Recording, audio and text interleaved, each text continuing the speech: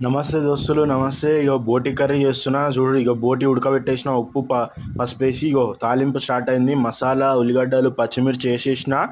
ఇక తాలింపు మంచిగా మగ్గినాక ఒక ఉల్లిగడ్డ పెద్ద ఉంది, దాన్ని నలుపుతున్నా. ఇక తాలింపు మంచిగా మగ్గినాక బోటి మంచిగా ఇక బోటిని మనం తాలింపులో వేసేసుకుందాం. కొంచెంసేపు జర్రా 5 మినిట్స్ మగ్గనియాలి. మగ్గినాక గట్టిగా గుద్ది పడేయాలి.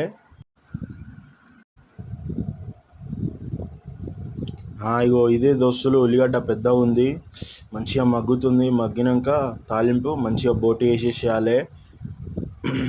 మెయిన్ మంచిగా బోటీలో మనకి మసాలా దినుసులు గట్టిగా ఉండాలి, తాలింపు మంచిగా వేగాలి. ఎప్పుడైనా సరే మనం ఏ కర్రీ అయినా చేసేటప్పుడు ఫస్ట్ తాలింపు మగ్గినాక కూర వేసుకోవాలి. కూర మగ్గినాక అల్లం వేసుకోవాలి. కొంతమంది తాలింపులోనే అల్లం వేసేస్తారు, అది మంచిగా ఉండదు, బాగోదు. ఫస్ట్ కర్రీ వేసినాక కర్రీ వేసేసుకుందాం.